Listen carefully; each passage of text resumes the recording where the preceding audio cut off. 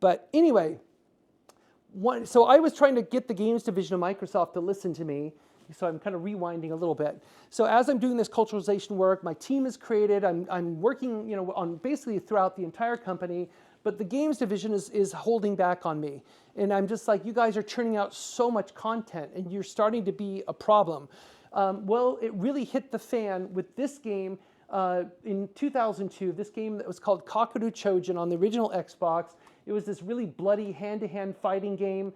It was kind of advanced for its time, but it was mature rated, so it was like really kind of grotesque and everything. Because one of its key features is as you fight each other, you actually see bruises and cuts and everything, which who cares today? But back then it was like, oh my gosh, isn't that cool? Anyway, what happened here is that they included one audio file in the game that had chanting from the Quran in this audio file. Not a single person stopped to say, what is this? Where is it from? What are those lyrics? Nobody said it. They just said, it sounds cool, so let's put it in the game. So they put it in the game, and then as the game was on the verge of being released, somebody came to my office and said, hey, we've got this audio file. They played it for me.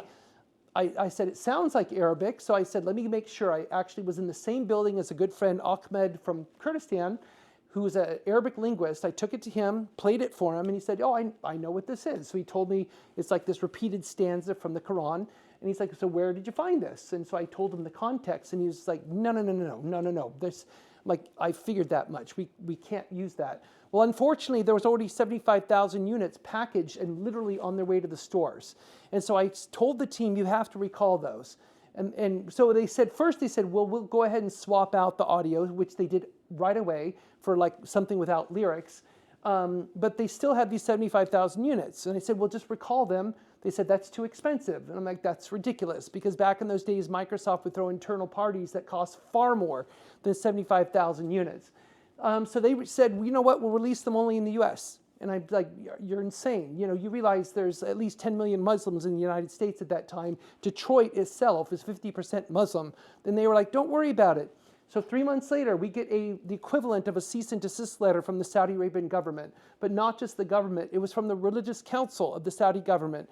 And as most of those letters were back in those days, it was addressed directly to Bill Gates.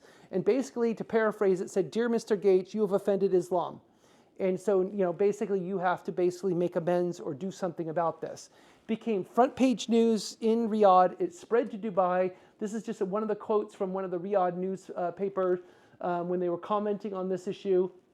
And I mean, they're saying the approach adopted by Microsoft, I mean, they're right, even though they have no idea what the approach is, but I get it. They are commenting on our approach, which basically means it's unacceptable, which I agree, because, I mean, here I am. I'm the one who told them, don't do this, and they did it. So what happened then is it started to become a massive problem, a PR nightmare for Microsoft. And this is on top of the fact that Microsoft for years had built up tremendous goodwill in the MENA region because they were one of the very first software companies that translated all of their products into Arabic. So a lot of companies within the region were using Microsoft software exclusively. And so this felt like an extra insult to a lot of people in the region. So then I had to leave my house, leave headquarters, first go to Copenhagen, which is the EMEA region headquarters for Microsoft. I had to figure out some of the logistics, like how did the game get there? How did this message get across, etc. Then I went on to Riyadh, where the day after I got there, I went to this room. It was in a building, no windows. There were guards at the door, big round table. So in comes a contingent of 5 people, 2 media people and 3 from the religious council, including the head of the council, this amazingly looking guy, big white beard and golden robes. He sat down at the table. No introductions were made. He had a legal pad of paper with him, and he leans across the table and said, I want you to know that we don't hate Americans. That was his first words to me. I'm just like, okay, I don't know where this is going to go. But of course, what really crossed my mind is that I was there 2 days after the second Gulf War started. So I was like, this probably has something to do with the 100,000 US troops that just pushed from Saudi Arabia into Iraq. That might have something to do with your comments. But anyway, he went on to have this 10-minute monologue about Americans are generous and friendly, blah, blah, blah. And then he started going off on the British and French. And he's like, we don't like the British and the French. And like, I did not say anything, but I'm sitting there thinking, yeah, well, Sykes-Picot Agreement after World War I carved up the Middle East. I understand you're pissed off about that. Anyway, does this monologue, and then his first question was, why did Microsoft open its first Middle Eastern office in Israel and not an Arab country? And so I'm like, that's before my time. But the two Microsoft guys who were sitting on each side of me were whispering in my ears, don't talk about that. You're only here to talk about the game. And then next question, why did Office 97 release in Hebrew before Arabic? Don't answer the question. Why did Outlook release the Judaic calendar before the Islamic calendar? Don't answer that question.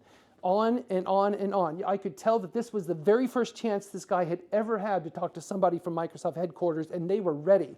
They were just firing these questions at me, and then finally we got to the point where he asked about the game. I had my answer prepared. I gave my answer. And now, before I had left Microsoft, I was, the PR people and all of that at headquarters said, don't apologize. Do not use the word apologize, because there's certain liability in saying apology and all that. But I'm like, we just offended one of the major faiths on this planet, not just the major faith, but the seat of the faith. And as it tends to go with these issues, especially with issues around Islam, if you don't appease Saudi Arabia, a lot of other Muslim dominant countries will follow Saudi Arabia's lead. So if Saudi Arabia bans all Microsoft products, I can guarantee most of the other countries will follow suit. For religious reasons, they're following their lead. So I said, we have to stop this here. We have no choice. So when I'm sitting in that room in Riyadh with guards at the door and everything, I apologized. I just openly, and I had already planned to apologize. So I said what I had to say. Now, in the back of my head, I'm sitting there feeling like I want to be on their side of the table, pointing at the Microsoft guys, saying, yeah, I told them so. They didn't do what I said. I totally agree with you. Kick their ass. But I couldn't do that. That was not my job. So, but anyway, I said my piece, and then they broke out into a furious argument in Arabic. And about 5 minutes later, they turned to me and just said, thanks for your time. They all left out the door. And so we got out of there. I asked the Microsoft guys, what just happened? And they said they were debating if your answer was sufficient. I'm like, what would have happened if it wasn't? And they're like, we don't know. And I'm like, when's my flight leaving? So anyway, I had to go on to Dubai to do something similar, although it wasn't quite as tense, because Dubai is, to a degree, more liberal society. The questions I got from the media was a little bit more softball, and then to Cairo, and then finally back to Seattle. 2 weeks after I get back, I get a call from Robbie Bach, the same guy I've been telling for at least 2 years, about, hey, we need to do this. We need to do this process that I call geopolitical quality review. He calls me 2 weeks after I get back from this incident, and he says, hey, that stuff you've been telling us to do? I think we should do that on all our games. I'm like, that's why you're the senior VP. You're brilliant. So then I started working on more formally on all the games at Microsoft to do this work. So I was doing it because my job, I felt, was to maximize our cultural respect, maximize the customers, who they are, respect who they are, respect the players, respect the culture. That does not work in a business like Microsoft. So I had to change my language, and I said, I'm going to maximize your global reach. And when I say that, they're like, well, how do you do that? And I said, well, I make sure it's culturally compatible, because the more compatible it is, the more units you will sell across more markets. They're like, well, we want to do that. I'm like, I know you do, so do what I'm asking. Thank you. And that worked. So lesson 4, this is a bit more personal. True potentials realized in adversity. After I left Microsoft 20 years ago, I'd already been doing this work for quite a while. I felt I was pretty accomplished at doing this, but I was still having tremendous doubts about my ability to do this. A lot of doubts about doing this. And so it's one of those things, where every time you respond to a client and you're like wondering, why the hell am I so nervous that this is the moment they're finally going to find out I don't know anything that I'm talking about. But fortunately, I was saved by The Matrix, and I'll explain how. So I'm obviously a huge geek. You probably can tell already, but you'll see in a minute it's even worse.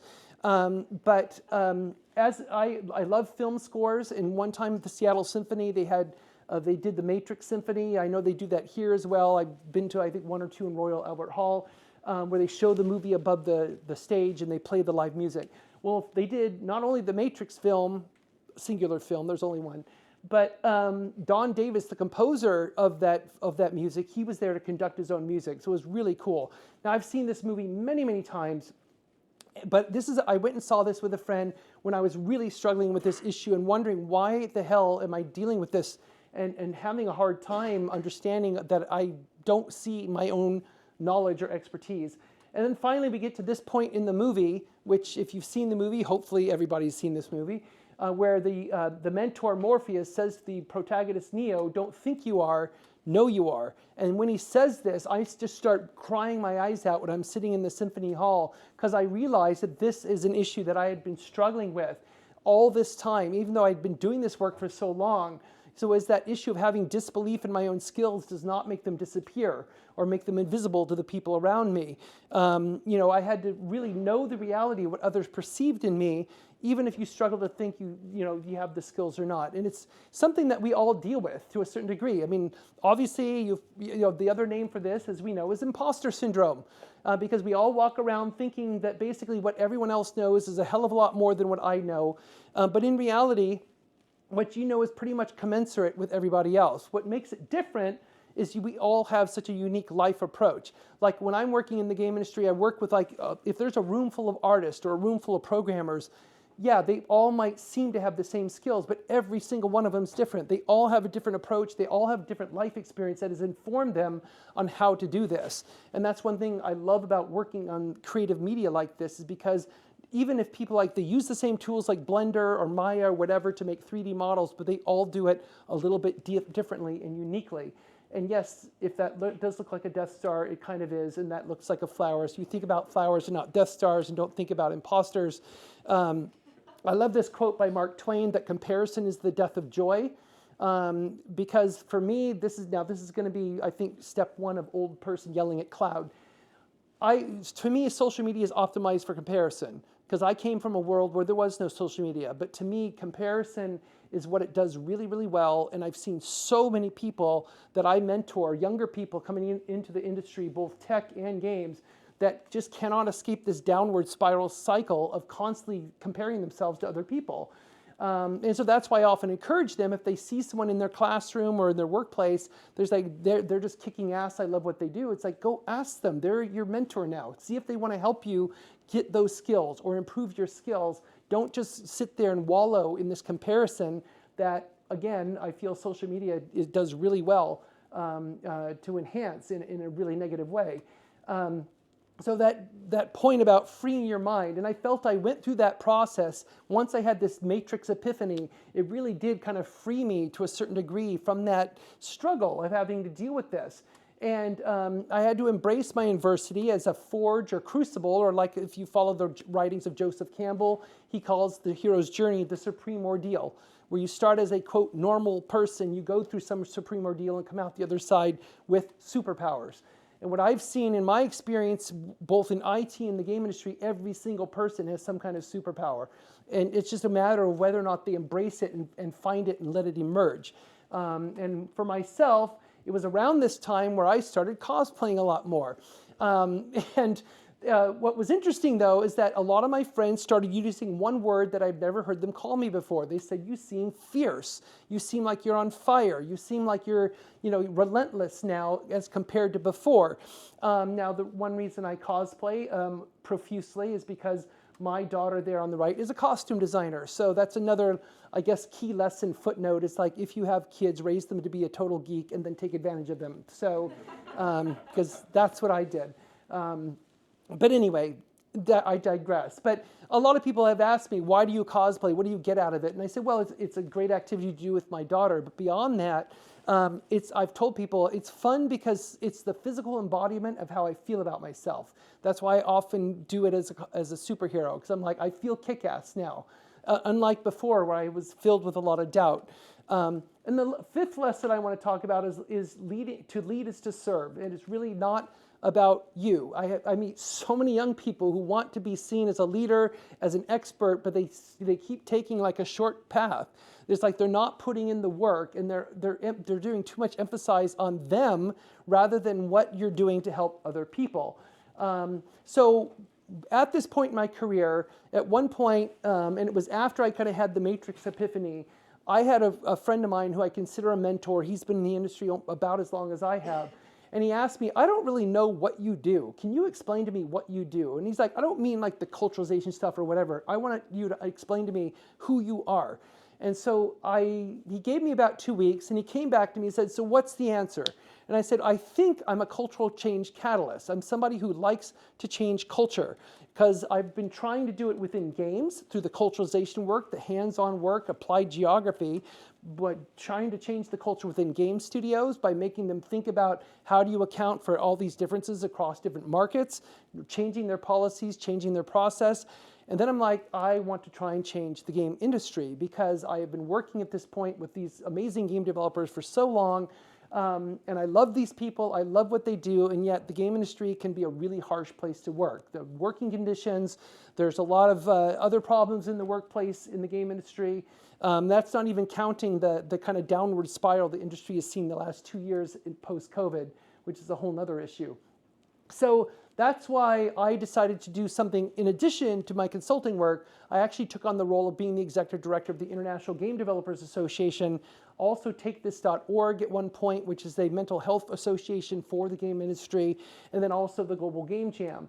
And so I had a lot of fun doing this work, basically traveling the world, interfacing with developers all around the world, learning what their struggles are, learning what their challenges are, seeing how can I help them, meeting with government officials. This was amazing. When I was there in Tunisia, he was the Minister of Communications for Tunisia at the time, and he lived in the UK for a while, and while he was here, he co-owned a game studio.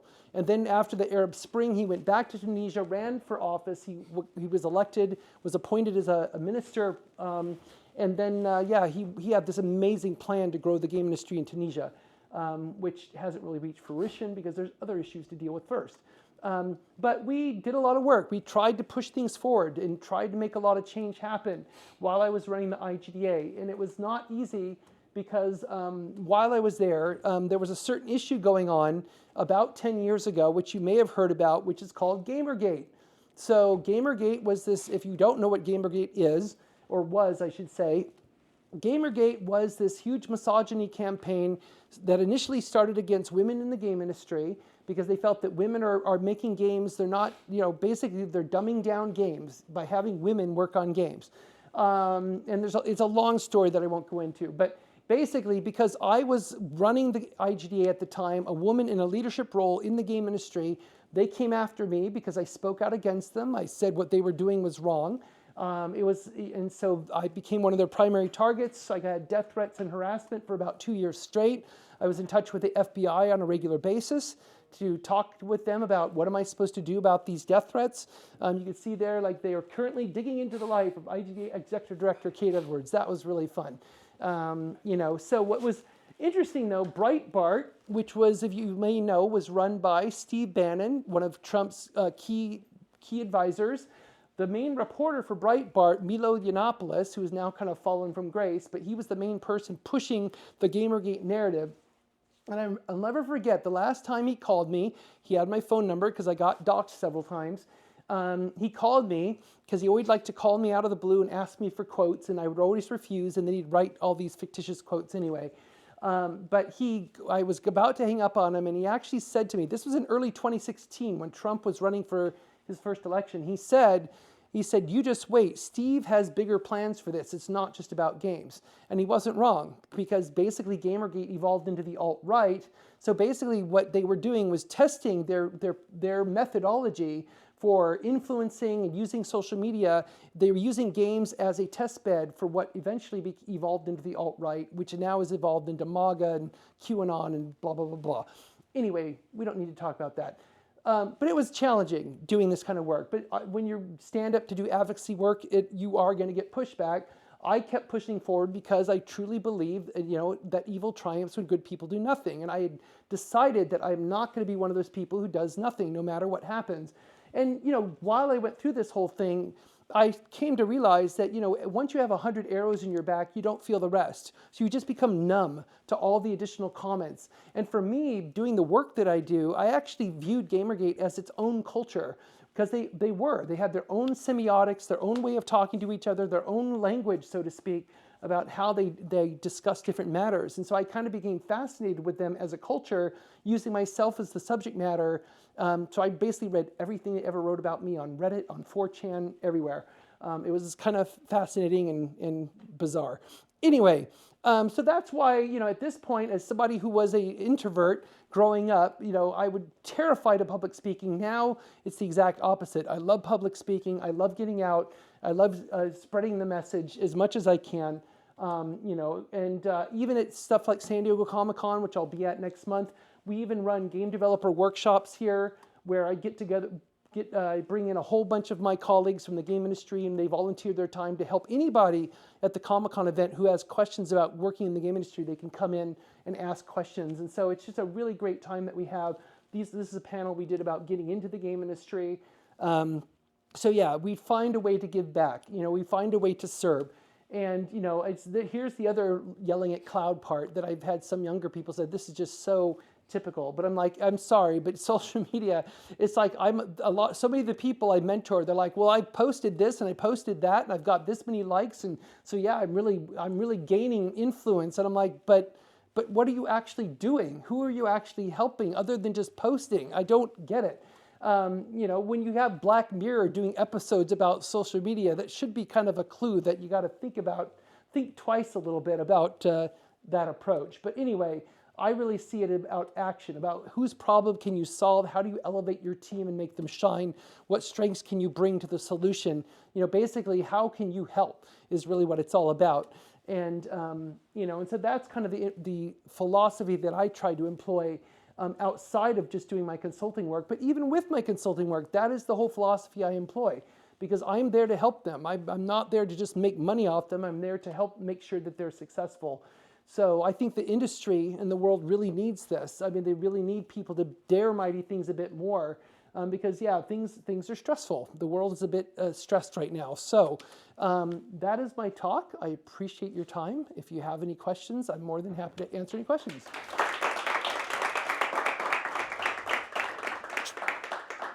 So much. I think it's a small enough crowd here, so we won't need mics. I'll just if anyone has a question, you can just raise your hand. Okay, Simon. Hi. Hi. Thank you for this. When you're talking about 25% in about culture, about how you want to change culture. Yeah.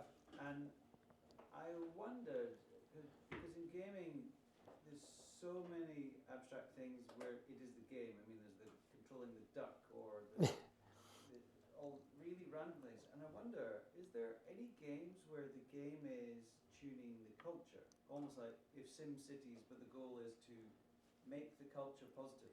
Does any games like that exist?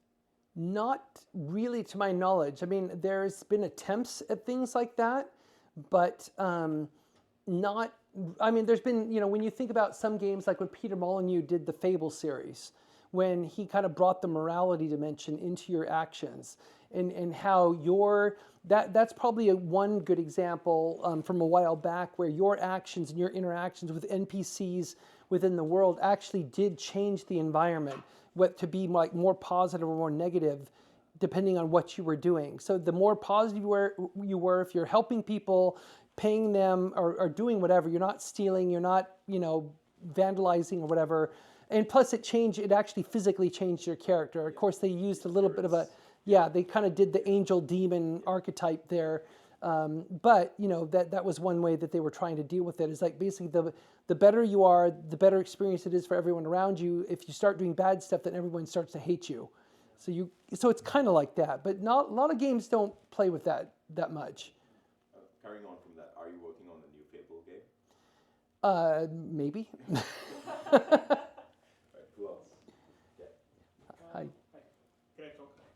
I'm in AI, I'm doing research in AI, and when you are speaking about, you have to look at the context where the things have been generated. Yeah.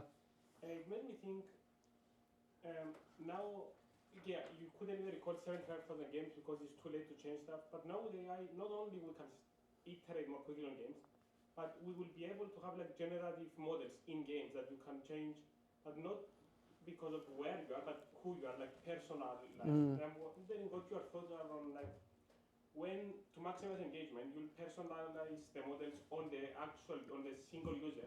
So it's not going to be about the culture per se, it's going to be about what you think. So, the cycle of like bias and Yeah.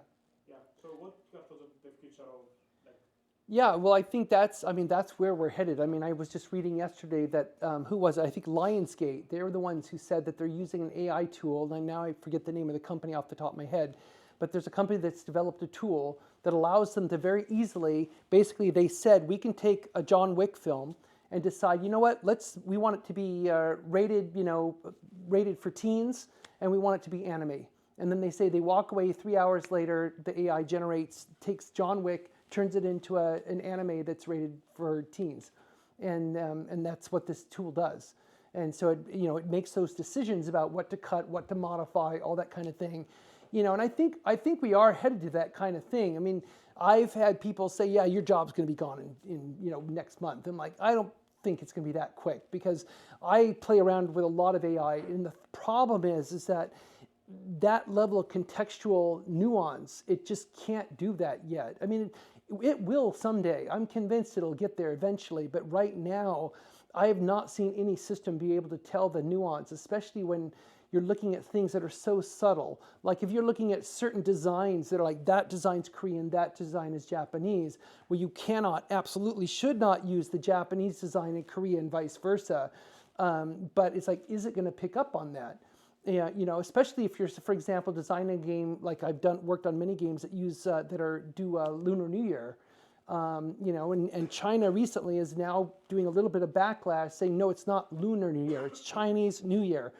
Don't call it Lunar New Year. Whereas other countries saying, well, it's Lunar New Year. Like we had one game, Apex Legends, where one of the characters is Korean, and they did all these really beautiful outfits for Lunar New Year. But the designs they had the Korean character wearing were Chinese designs, not designs used in Korea. So we're like, nope, you cannot do that. That is going to be such a massive mistake. And could it have caught that? Maybe. I don't know if it can yet. I think that level of thing, it will eventually. But it's just one of those things that I know right now a lot of companies are looking into it. Certainly with language localization, I mean, that's already far advanced in terms of leveraging AI. But with this kind of stuff, I don't know. We'll see. I mean, I'm keeping an open mind about it, but I still have not seen anything yet that convinces me that it's around the corner. So we'll see. Yes, right here. Hi. Hi. Thank you so much for this. That's really insightful. Thank you. I'm not into gaming, but I was really intrigued with where you weaved in your career and your transformation and all of that, because for me, I think that's what resonated. What I'm fascinated about is when you had the Matrix epiphany, Yeah. and going from dealing with so much imposter syndrome, doubt, which I think, especially females, especially when we have lots of we're generalists, we kind of have Yes. talents in different areas. When you had it, what age you were, if you don't mind me asking, No. and how you went from that to being so confident now, being sure of who you are. Well, I was around 45, and there was a lot of things that happened around that time in my life, because I was, when I turned 40, I left Microsoft. My daughter left home for college. A lot of stuff happened. So within 3 months, I turned 40, daughter left home, left Microsoft, became self-employed. Like all this stuff was happening right away. And then, which instantly started to stress on the marriage, et cetera, because empty nest syndrome. And so, which kind of basically culminated a few years later with that whole crisis thing, because there I am trying to survive as a self-employed consultant, which is not easy, really not easy.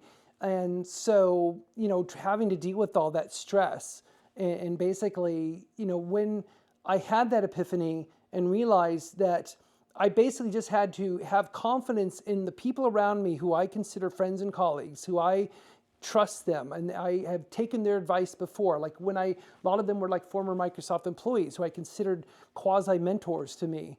So why is it that I'm not listening to them? Why do I not believe what they're saying? If I've believed them with everything else they told me when we were working together, and they gave me advice about how to deal with this or how to respond to that, and I would just take it at face value, of course I'm going to trust them. But when it comes to their comments about you and your skills, why are you not listening to them? And it's just, I just think that's such an innate human thing where we just we shit on ourselves so bad. We just reject our own perceptions so bad. And we refuse. We're so selective in what we receive from other people.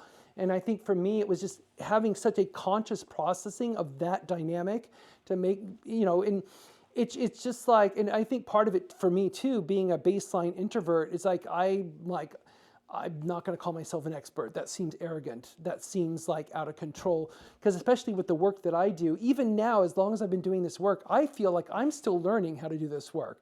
And that's why I love what I do. I'm just insatiably curious about so many things. And I love this work because I constantly get to learn. And so the more, like, I'm writing a handbook on culturalization right now.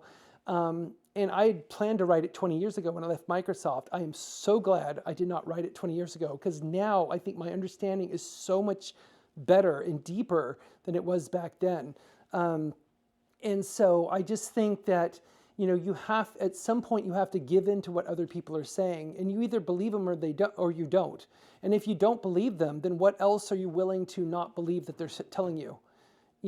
And so it's kind of finding the logic in how we listen to other people was really key to me, and just showing trust, really, can I trust this person? It's like, well, if you ask me, can I, a lot of these who are longtime friends and colleagues, like, can I trust them? I would say, well, of course I can, but why not about that, what their perception of you? So to me, that's what it was. It was just constantly reinforcing that, because even though I had that epiphany, it didn't mean like it was instantly solved. It still took a while to really kind of get comfortable with the idea that, okay, I have people calling me an expert. I will accept what they're saying. I'll accept that they say I'm an expert, because honestly, I don't know anyone else who does what I do in the game industry. So maybe that means there's something there. I'm willing to go with it. I don't need to still call myself an expert, but I'll roll with what they're saying. So if somebody says, well, what do you do? I don't know, ask them. They seem to have a better idea of what I am than I do. So, but that was kind of my thought process around it. So. Yeah. Sorry, just to add to it, the reason why I asked for age was just purely because I've been having this debate, and I feel like, I don't know about, I can't talk from the male perspective, but female perspective, there's this thing that happens around between 40 and 45, where we suddenly just go, you know what? Pardon my language, like this. Like, you just drop all the Yeah. silly things and identity and responsibility. You just like, and then suddenly you start thinking differently. You see Yeah. yourself differently, and you sort of want to embrace those things. So yeah, I agree, and I have a lot of friends around, who are around the age where they've gone through that process, and I think they reach a point in their life where it's just like, I have no fucks to give anymore, and it feels fantastic. And it's just like, at this point, it's like, I do not care at all what anyone thinks about me. It's just like, I am who I am, and it's like, I'm not going to make an apology for who I am. It's just like, I try and be nice to everybody and do what I'm supposed to do. But, it's like, what else am I going to do? I'm 60. Am I going to change? No. I had that same process, but it was during COVID when I turned 30, so. Yeah. where you forgot to go earlier. I mean, one of the few things where guys go earlier, perhaps. Who else? Any other questions? Yeah. Oh, sorry. Sorry if I came in late, but I had been following your work anyway. Oh, I wonder if you could fast forward a bit, and you could think about. I mean, I'm interested in games, but that's not my area. yeah. My area is in mental health, psychosis, dementia. Mm-hmm. And there's been now quite a lot of crossover in which gamification is being used quite a lot. For what you've seen and your expertise, can you think of ways in which gamification is going to become more embedded in the psyche and the well-being and mental ill-ease of people? Yeah, I think there's a big element there. I mean, I don't know if you've heard of them, but there's actually a group that was started here in the UK called Safe in Our World, which is a mental health related charity for the game industry. So it might be worth checking a look at them, because Leo Dillon, who runs a game studio here, he approached me some years ago, and he felt like just like I had in all my interactions with developers, the one common denominator we kept hearing from so many people was about their mental health and about how they manage their mental health in a very stressful industry. And so he decided, I want to do something about this. I need to help. But I think in addition to that, it's not just about addressing the issue among developers and also among players, but also about how can we use our tools, because games are extremely powerful tools. I mean, we see them being deployed in so many ways in industry, in medicine all the time. I mean, there's been at least a couple studies that show that, like, if surgeons play a game, especially a game with good dexterity, like first-person shooter or something, if they play a game for like 15 minutes before surgery, they actually have better results. They're more accurate, they're faster. That's why when I had to have a surgery a few years back, I asked my doctor, "What did you play just now?" He's like, "What are you talking about?" So I explained that to him, and he's like, "Huh, that's interesting." I'm like, "It is, isn't it? So I can wait, go play something, and I'll wait here." Also, what I was thinking about was the use of gamification for assessment purposes Mm-hmm. in the medical and mental health and psychiatric field. Yeah, So they are beginning to, I don't know if you know, they're beginning to kind of develop, I mean, psychology's always been quite well known. yeah. For using cognitive skills to assess people. And they're now using more gamification, and that was the type of thing that I was thinking about. Yeah. Yeah, well, I think there's more and more companies doing that. I mean, there's a company I've been an advisor for called Deepwell. Okay. And so Deepwell is actually, they actually got approval by the US FDA for a game that is a relaxation exercise. So it actually, and I know there's one here in the UK as well, but I don't remember the name of the game. I think it was actually the first game ever to be approved by a national body to be prescribed by a doctor. And again, it's more of like I think it's kind of a I don't want to say it. It's a meditation kind of game. So it basically helps lower blood pressure, helps people relax. But I mean, they went through the rigorous proof to show that it actually works. It works just as well as like giving somebody a blood pressure medicine. And so we're seeing more and more that happen. And so Depression, they're using it in depression a lot for people who are not motivated. yeah, So they're using it quite a lot for that as well. right. And doctors are now kind of prescribing things like that, as opposed to people taking medication, because quite a few people take medication that doesn't work for them. Yeah, exactly. And I mean, I know there's also been studies like of burn victims where like there's a VR game. They've used it on a lot of kids where the VR game is like you're in a nice snowy environment and they're like doing kind of snow activities. And they actually said their blood pressure goes down. They don't need as much medicine for the pain from the burns. As long as they use the game, they're just kind of distracted and the brain is kind of filling in for them that sensation. So, they call it, I know in the US they call it DTX, like digital therapy, they're digital therapeutics. And it's becoming a really big field. I mean, yeah, there's a lot of projections that digital therapeutics are really going to start growing more and more. So, Thank you. yeah, which definitely means some form of game usage, I think. Yeah. Yes, So really enjoyed hearing your story. thank you. It felt very real with your experience in React. My question is, what are your top 3 non-consensus beliefs on the future of games? And why do you believe that? Good question. Wow, that's a great question. Let's see. Well, I think one thing, the game industry has a constant back and forth with the film industry because film gets a lot of the attention and games don't. But games quietly have become the largest form of entertainment on earth, and they far surpassed film and music combined over 10 years ago. And yet games still don't get the level of attention that a lot of people feel they should. But then again, we're like, well, do we need the attention? Because we know for a fact that people below a certain age, they're looking more at our screens than they are at the big screens. It's just that's the way it is. And so, like I was at the Cannes Film Festival a couple years ago for my Set Jetters project, and talking with a lot of people there because we were engaging with them in different film commissions. And when I told them that I'm from the game industry, I usually got one of 2 reactions. Either one was curiosity, because they're like, oh yeah, I hear that's a big thing. I wonder if I can get in on that. My skills can be useful. The other reaction was complete terror, because they're like, you guys are like taking over everything. We need to stop you. It's like, well, you can't. You're already lost. I'm sorry. But it's like, it's just the truth. But so I think one thing is kind of that whole thing with where I mean, like every new form of media, it's a generational change. And I think as we continue to see over the next 10 years, especially when most people who are in positions in government around the world, they all grew up with video games. And so I think we're going to see a more significant shift in favor of games in a lot of places around the world. I'm already seeing it when I travel around the world speaking to different government officials, you know, how there's more this openness.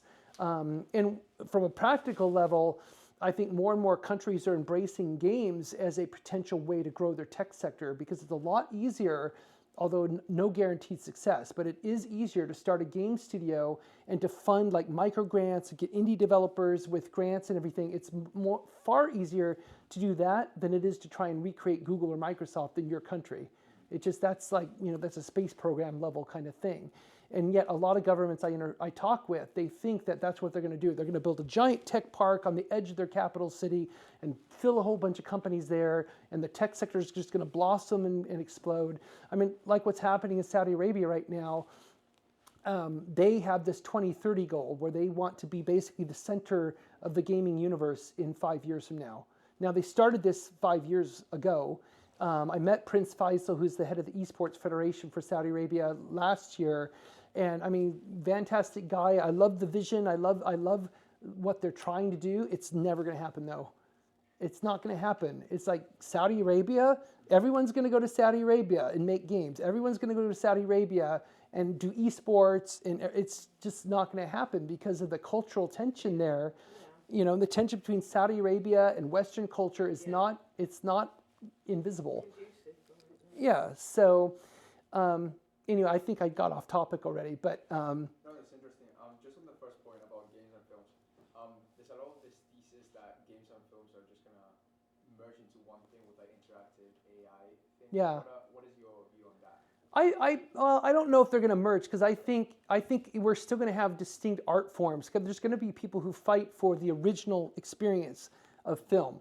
Because what's interesting to me is that unlike film, games are so technology dependent. I mean, the experience of film hasn't changed since its inception. Big crowd of people all together in a room watching a two-dimensional screen. Yeah, 3D glasses, whatever, but it's still pretty much the same experience. The cameras have gotten better, the sound has gotten better, but the experience itself is the same. Whereas you look at the game industry, and all it takes is something like a touch screen to be invented. So what iPhones and Android phones did to games just completely changed everything in terms of game interfaces, what you can do. You know, the whole mobile gaming industry just absolutely exploded with touch screens and with the iPhone. So it's like we have those kind of punctuated moments of technological change that comes along.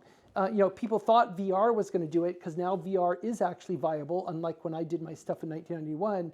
It's a viable technology. It works really well. The Vision Pro is great, even though the form factor is lame. It's super heavy and battery doesn't last. But the technology is amazing. But it's, you know, they still haven't figured out what's the use case.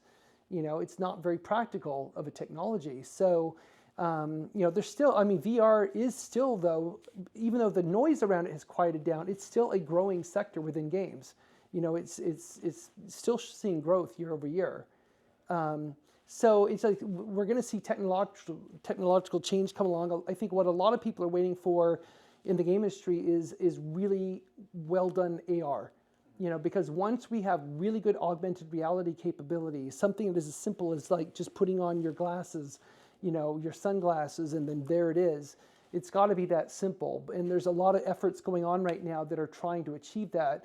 Once we have a viable AR technology, I think that's going to be a huge change for a lot, because we already have geolocated games, not just Pokemon Go, but a lot of stuff like that. But I think it's really going to explode once we have good AR. But that's, I think, still a ways off. Interesting, thank you. Last thing though, for someone that wants to get into the gaming industry, is the place literally Los Angeles to go to? No, I wouldn't say. I mean, like within the U.S., you've got, I mean, the three major centers are, you know, L.A., San Francisco, Seattle. You know, so those are like kind of the three big hubs of game development. Even though there's game development virtually everywhere now. I mean, everywhere you go, every major urban area, even outlying smaller cities.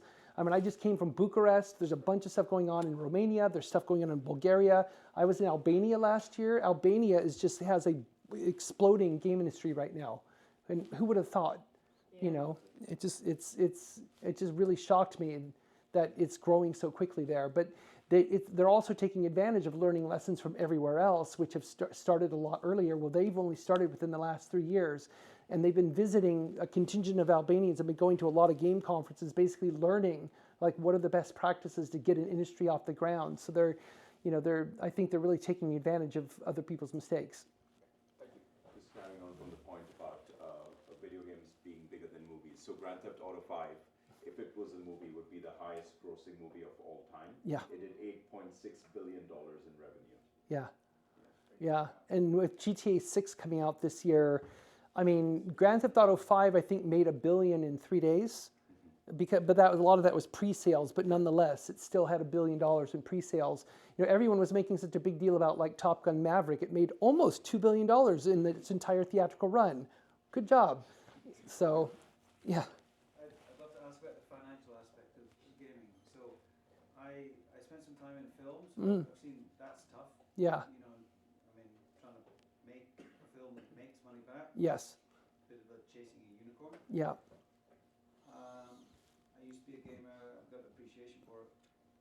But I see the gaming industry tends to get beaten up a lot. Yeah. It comes in waves. And I'm fascinated by where in the stack of gaming, from the coder coding all the way up to the publisher sending it out, where in that stack is the most likely place that they can actually make money back? As in, if you were investing and you thought, well, I could put it here and that's my best bet for it kind of being sensible and earning something back? Yeah. Because I don't have a clear picture of where is not super risky, because it Yeah. seems very risky. It is. It is. It's almost a tricky question. If you had capital and you had to place it somewhere within that stack, Yeah. where would you place it as the best bet for kind of sensible, something would come back? Well, if it were me, first of all, I would aim for mobile. I would aim for a mobile game, not a console, not a PC game. Console games, not a chance. I mean, Can I ask why? yeah, because most console games are, the expectations of most players of a console experience is basically akin to having like the production of an IMAX film. It's like Christopher Nolan filming the entire film in IMAX for the premium format. They expect people to pay extra to go see it that way. And, you know, and it's amazing. It's an amazing experience, but it costs a lot of money to make. And they only want to spend £40. Right. Right, exactly. So and plus console games right now, we're already going through the controversy because it's been suggested that games are going to go from an average of either 60 US or 60 pounds to 80. And now they're going to jump 20, you know, whether it's pounds or euro or whatever, they're going to go from 60 to 80. And the industry's already like, what? That's crazy. You know, who's going to pay for this? So if you're thinking mobile, is it mobile free to play or mobile paid? Free to play. Almost nobody makes paid. They do, but they're not as successful. And so how do they make money? So they do it with microtransactions. So because in some markets what they do, and this is what a lot of companies do, they'll target a place like China, for example, which has a tremendous success with microtransactions. So you take a game type that you know is popular, do some kind of interesting skin on it. So this is a very typical approach of a lot of mobile developers. They'll basically do something to generate net revenue. So take a game type, not like a match 3, but some other kind of more interesting game type. You know, do something that it might be a little more innovative, bring in like, even if you can connect it to an IP. So if you get permission to use an IP, that can help depending on the IP. And so you basically couple that together and put out the game in a market where you know that, like, you do your market research, say what kind of games do they play here. And so if they're like really voracious match 3 players, then great, release a match 3 game there. Maybe it has some kind of cultural relevance or something that maybe bring a little bit more of a fresh perspective to it, so that people are like, oh my God, this is cool. It's a little bit different. Everyone jumps on it. Now they're going to jump on it for like a month or 2 and then they're gone. But that's, you know, for a lot of mobile developers, like that's all they need. They need enough time to make that money back and then some. I guess you've got your churn, so whenever people leave, there's always people coming in the funnel. Oh yeah, Right. always. you know. And so with AAA, especially on consoles, I mean, it's a long product cycle. It's a tremendous amount of money.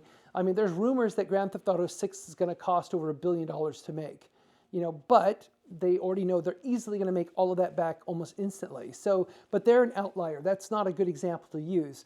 You know, the same thing with Blizzard. When they made StarCraft 2, they had so much luxury because they had so much money from the original StarCraft, from Warcraft, and all the other stuff they were making, Diablo. I know for a fact, because my good friend was the head of Loke for Blizzard, they spent many, many years making StarCraft 2. They almost got it to where they needed it to be. And then at the last minute, the heads of the company said, you know what, this isn't right. It's not quite where it should be. So he basically said they were pretty much done with all the localization for the game. Almost all of it got thrown out the window, and they had to start over, and the game didn't come out for like another 5 years. And he was going to quit because he's like, I've had this, and they begged him, please stay on. Once the game ships, you can do whatever you want. So he stayed on for several more years. But, you know, they have the luxury of that kind of money, which almost no big company has anymore. You know, and now, of course, Activision Blizzard is part of Microsoft. So that's an even more tricky proposition. Could I be cheeky and add a part B question? Yeah. So instead of the where would you put money for the best likelihood of it just making some financial sense, where would be the worst place to put it? Well, I would say, well, kind of like I already mentioned, I would not put it into a console game unless it's an indie game that you're going to release on console. You know, so like take the example of Balatro. If you've heard of the game Balatro, it's a card game. I would check it out. It's won Game of the Year at several contests. It's kind of interesting story because the developer who made it is kind of a mystery. So, but this game got developed, it got published, it's made a ridiculous amount of money. And it's just innovative. It's just an interesting game that came out of nowhere. It uses the card deck, you know, and it's kind of like a solitaire type poker game. But it's very creative the way that they did it, and it's just been like the rage that a lot of people have been playing, and that game has made a lot of money. And so that game originally came out on PC. You know, it was released on Steam, but then of course it's been ported over to the consoles as well. Because once, especially if a game gets popular on Steam, oftentimes you'll get Sony and Microsoft saying, "Hey, we want this. We want it on our platform," because obviously they can make money off that too. So it's really, I mean, as with all games, it always has to start with the idea, though.